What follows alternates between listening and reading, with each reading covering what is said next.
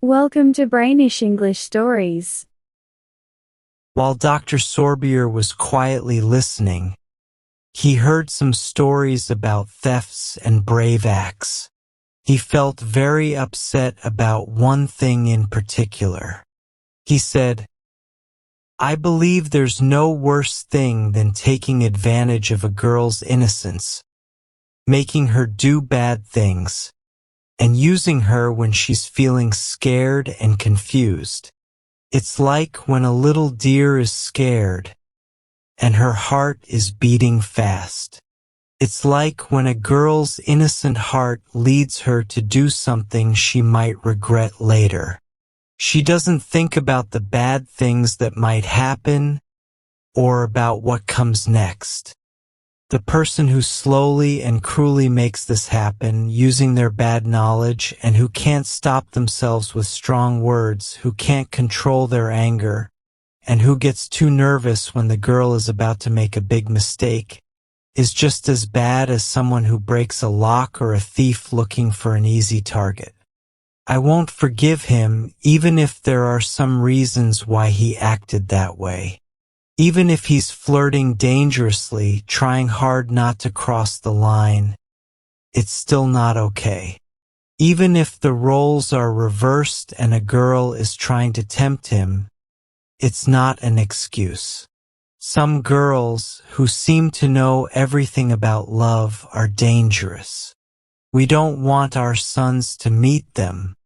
It's really hard for a man's big ego, which we can call maleism, to resist a beautiful temptation. It's hard to behave like someone who always avoids trouble, or like a person who doesn't notice bad things. It's like when friends try to block out tempting things so they don't get distracted. It's also hard to resist sitting at a fancy table with delicious food and drink. But anyone would choose to control themselves if they thought about their mistake, its consequences, and how it would make them feel bad in the future. They would think about how it would ruin their peace and happiness. You might guess there's a story behind all this talk, and even though it's sad, I'm sure you'll find it interesting because of the bravery it shows. He stayed quiet for a bit, like he was organizing his memories. Then, leaning back in his comfy chair and looking off into the distance, he talked slowly, like a teacher explaining something to students in a hospital. He was the kind of guy our grandparents would say never met a mean woman. He was like a knight always looking for adventure, a bit of a troublemaker, but fearless. He loved having fun and had a charm that made people forgive even his wildest behavior. He spent all his money on gambling and pretty girls, so he became like a soldier without a home. He liked to enjoy himself however he could, and he was living in Versailles at the time. I knew him very well, right down to his childlike heart. He was easy to understand, and I loved him like an uncle loves a mischievous nephew.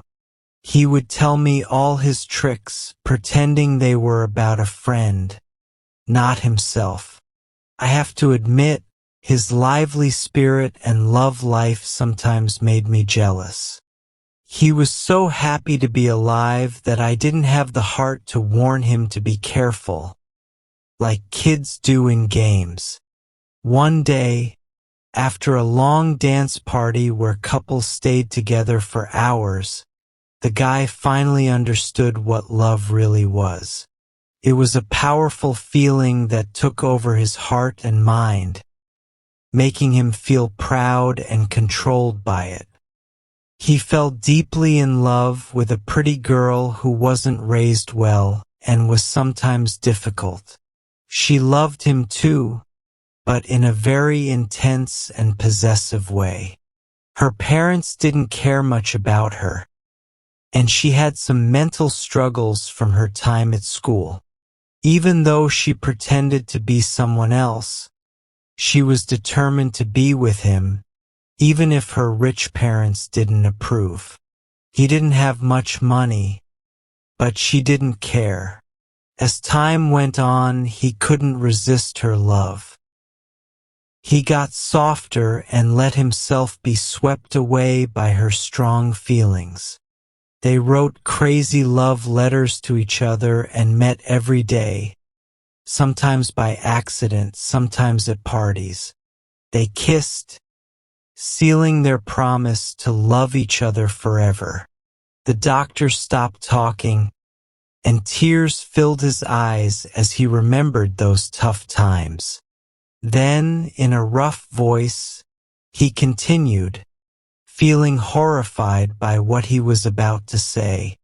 For months, he climbed over the garden wall, sneaking in like a thief breaking into a house. He'd hold his breath and listen for any noise. He'd enter through the servant's door, which she left open for him. He'd quietly walk down a long hallway and up a creaky staircase to her room on the second floor. He'd stay there for hours. One night, it was darker than usual, and he was hurrying not to be late. He accidentally knocked over something in the hallway. The girl's mom was still awake, either because she had a headache or was reading late.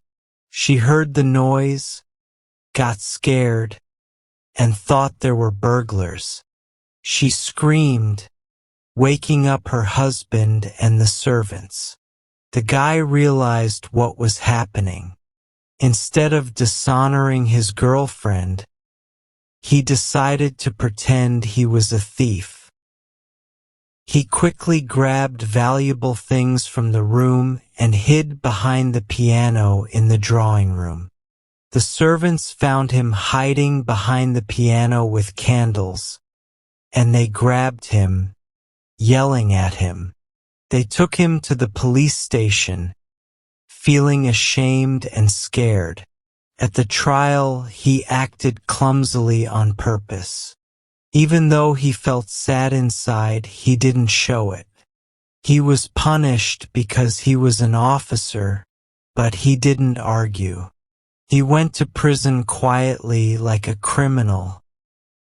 He died there feeling miserable and bitter, with the name of the girl he loved on his lips. He gave his will to a priest, asking him to give it to me. In the will, he explained everything without mentioning names, finally clearing his name from the accusations he carried until his last breath. I always thought the girl got married and had lovely kids. She raised them strictly and with serious faith.